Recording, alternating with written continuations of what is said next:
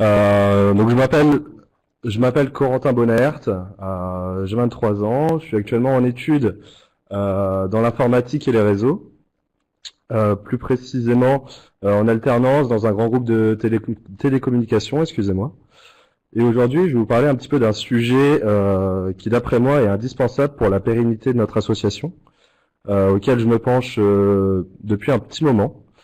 Je vais vous parler de la protection des données, de cybersécurité. C'est un sujet qui revient beaucoup en ce moment et qui, je trouve, est important, voire primordial pour notre association. Nous avons tous aujourd'hui au moins un ordinateur, voilà, minimum 2 appareils connectés. J'ai tendance à dire qu'on a 2 vies. On a une vie physique et une vie numérique. Sauf que dans la vie numérique, euh, tout ce que l'on fait depuis le début de notre vie numérique est tracé et il y a moyen de retrouver facilement les traces du début de notre vie numérique. Donc voilà, je tenais particulièrement à dire à tous les bros, faites attention à ce que vous pouvez poster, à vos recherches, aux sites sur lesquels vous allez, parce que tout est tracé et voilà, faire bien attention à ça. La première question que je me suis posée, c'était que se passerait-il si les données personnelles des membres de notre association venaient à être volées et ou diffusées. C'est vrai que c'est une question, voilà, c'est une question que je me suis posée et voilà, si un jour un pirate ou un hacker prenait les données personnelles d'un membre important de la fraternité qui recueille beaucoup d'informations, qu'est-ce qu'on ferait? Il faut bien prendre conscience qu'il y a des risques. Alors, je vais parler sur plusieurs types d'intrusions et à la fin, je vous donnerai des conseils pour pouvoir les éviter. La première intrusion, c'est une intrusion physique. À partir du moment où la personne mal intentionnée a un accès en physique à un ordinateur, cet ordinateur peut être piraté en moins de 5 minutes. Souvent, j'entends les gens dire oui, mais j'ai un mot de passe Windows. Un mot de passe Windows, que ce soit Windows ou Mac, peut être cassé en 30 secondes. Et toutes les données présentes sur l'ordinateur volées en moins de 5 minutes. Encore pire, le hacker peut dissimuler un fichier dans l'ordinateur une fois qu'il a réussi à casser le mot de passe et à partir du moment où le fichier est présent dans l'ordinateur, il peut récupérer tout ce qui se passe. Donc faire très très attention physiquement à votre ordinateur. Comment il agit? Tout simplement grâce à une clé USB. Il peut agir via une clé USB. C'est vrai que nous, quand on utilise notre ordinateur, on a juste à brancher notre clavier, notre souris. Elle fonctionne directement parce que l'ordinateur en physique, en fait, se dit, ben voilà, tu es la personne qui m'a acheté, euh, donc je te fais confiance. C'est pareil pour une clé USB. Si un jour j'ai une clé USB avec un script dessus qui permet de récupérer toutes les données, voilà, en moins de 5 minutes, j'ai accès à toutes les données personnelles de l'ordinateur. Donc voilà, ça c'est l'intrusion, je dirais la plus violente, l'intrusion physique. Donc voilà, faire très très attention. Désormais, on va parler un peu d'intrusion par le réseau, qui est un peu plus compliqué, par un réseau Wi-Fi, mais toujours assez sensible. Donc en effet, cette fois-ci, le hacker qui souhaite obtenir des données va s'introduire sur votre réseau Wi-Fi en craquant le mot de passe du réseau Wi-Fi. Généralement, si le mot de passe est compliqué, il faut quelques jours afin qu'il soit craqué. Autant dire que pour un hacker, lui, il ne s'embêtera pas à craquer un réseau Wi-Fi personnel, puisque le temps passé est plus long à craquer et les données minimes pour un réseau personnel. Donc c'est pour ça que vous voyez souvent des hackers qui s'en prennent au réseau des entreprises. C'est beaucoup plus, comment dire, c'est beaucoup plus rentabilisant pour eux de passer par une entreprise plutôt qu'un réseau personnel. Mais ça peut être le cas. Évidemment, il y a aussi les réseaux Wi-Fi gratuits que l'on trouve, par exemple au McDonald's ou ailleurs. Vous trouvez souvent des réseaux Wi-Fi gratuits. À partir du moment où je me connecte, moi, avec mon ordinateur sur un réseau Wi-Fi gratuit, je peux intercepter absolument tout ce qui se passe sur ce réseau Wi-Fi gratuit. Donc faire très attention à partir du moment où vous allez sur un réseau Wi-Fi qui est gratuit et ouvert à tous, de faire attention à vos utilisations. Très important aussi. Enfin, la dernière intrusion, enfin les autres sortes d'intrusions, c'est tu y arrives, Léon? Ça veut pas?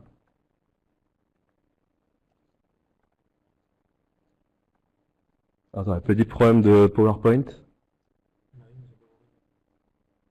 Voilà, c'est l'intrusion par email. Donc on parle souvent en ce moment d'email de phishing. On a tous déjà connu quelqu'un qui s'est fait pirater son Facebook.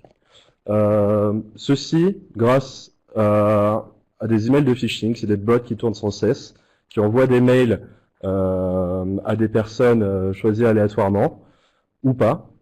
Et à partir du moment où la personne clique sur le lien présent dans le mail et qu'il introduit des données, le hacker va tout simplement récupérer ces données et pouvoir pirater son compte Facebook, voire pire. Donc par exemple, j'ai un exemple de mail de phishing. Excusez-nous, le PowerPoint bug un peu. Voilà. Donc par exemple, voilà, je veux pas. Vous connaissez tous un peu le phishing. Déjà, ce qu'il faut savoir, c'est que pour les grandes entreprises, les grandes boîtes, si elles envoient des mails, elles vous demandera jamais de cliquer sur un lien. Voilà, c'est quelque chose élémentaire. Mais voilà, à partir du moment où un grand groupe vous demande d'accéder à un lien via un formulaire sur un mail, déjà ne cliquez pas dessus. De deux, vous pouvez voir qu'il y a pas mal de fautes d'orthographe. Et enfin, là, on ne le voit pas actuellement, mais l'adresse qui a été utilisée pour envoyer ce mail, ça devait être quelque chose comme voilà, impogouv123@wanadoo.fr. Voilà, donc faites très attention à ça et ne cliquez jamais sur des liens dans les adresses mail, à moins que voilà, vous ayez vraiment confiance et que l'adresse mail, voilà, pour avoir confiance, vous tapez l'adresse mail sur Google et vous voyez si c'est une vraie adresse mail. Ensuite, un autre moyen d'intrusion un peu plus... ça veut pas? Voilà, un autre moyen d'intrusion. Imaginons que, par exemple, quelqu'un de notre association ou n'importe, voilà, je lui dis, bah regarde cette belle photo d'Emma Watson, regardez comment elle est mignonne. Voilà, lui, ce qu'il va faire, c'est qu'il va cliquer sur la photo. La photo va s'ouvrir, sauf que derrière, un programme là va se lancer, totalement invisible pour la personne, et je vais réussir à pirater tout son ordinateur. Donc vous voyez bien que là, sur cette image, on voit bien que c'est photo d'Emma Watson .exe. Souvent, une photo, c'est en .jpeg, .png, mais là, en .exe, c'est un logiciel qui s'exécute, et donc du coup, faire très attention. Donc pour ça, il y a un moyen de pouvoir voir, voilà, c'est ça.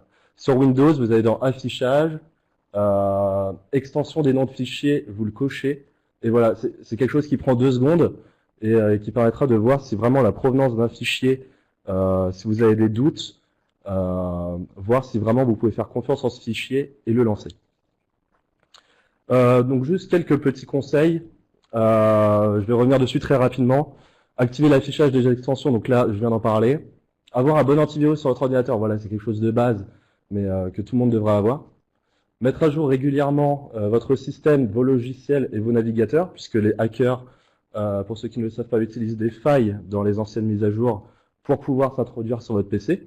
Donc à force de mise à jour, les failles sont comblées via celle-ci et donc vous protégez mieux. Et enfin, si vous ne le savez pas, ne jamais enregistrer les mots de passe sur votre navigateur web.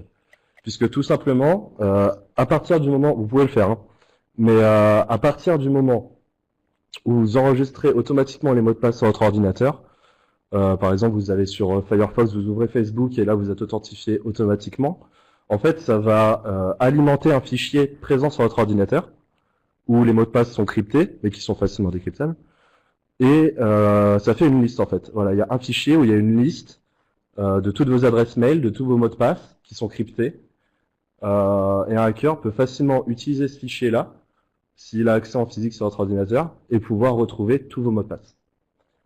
Ensuite, ne jamais mettre le même mot de passe sur 2 services différents, évidemment. Si vous avez par exemple Facebook avec la page Eon World, la page activité, vous avez le même mot de passe de Facebook que sur votre adresse mail.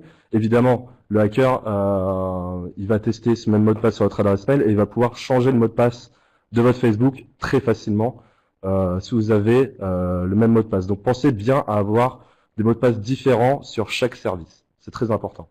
Pour cela, vous pouvez utiliser un logiciel gestionnaire de mots de passe qui sont présents et voilà qui se répandent de plus en plus, qui permet d'avoir une authentification, excusez-moi, un peu plus sécurisée. Et enfin, ce qui se fait de plus en plus, c'est l'authentification à 2 facteurs sur les sites sensibles.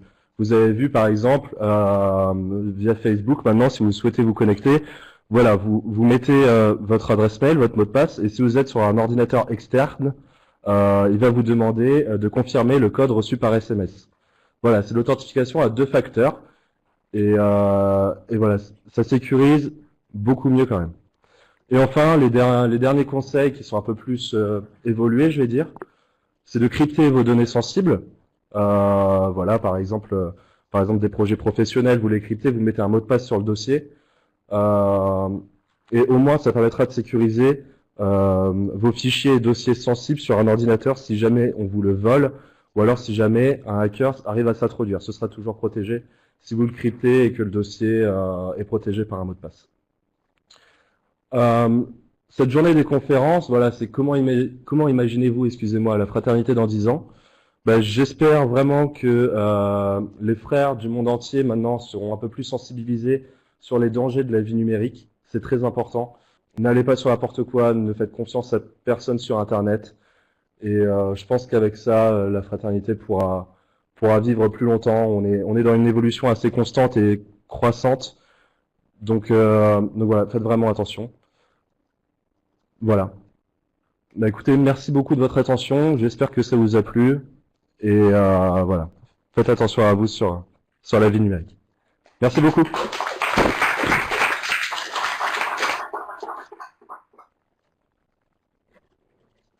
Si vous avez des questions, n'hésitez pas.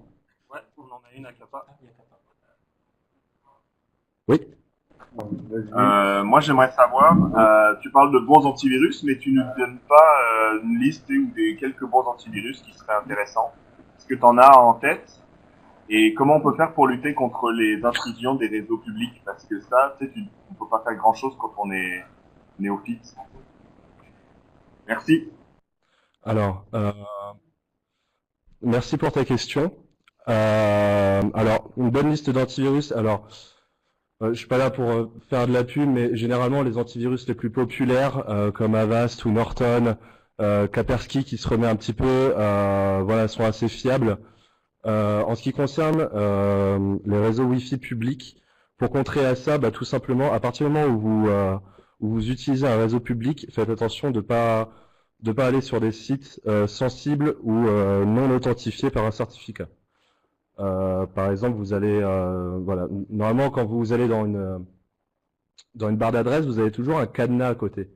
Je sais pas si vous avez remarqué, mais pour la plupart des sites maintenant, il y a un cadenas à côté. Ça veut dire que c'est crypté et donc que ça utilise un certificat. Là, vous n'aurez pas de souci. Cependant, sur un réseau Wi-Fi public, voilà, il faut vraiment faire attention.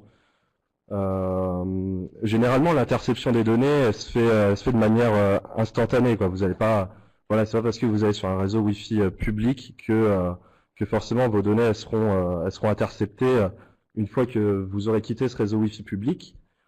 Mais elles peuvent être interceptées, je dirais, de manière directe. Imaginons, voilà, comment dire, je reçois un mail via mon application sur un réseau Wi-Fi public. Il y a un hacker en même temps qui se met sur ce réseau Wi-Fi et qui essaye de capter mes données, il va les capter. Donc voilà, faites très attention au réseau Wi-Fi public et généralement c'est mieux de se mettre en 4G ou en 3G et bientôt l'époque de la 5G.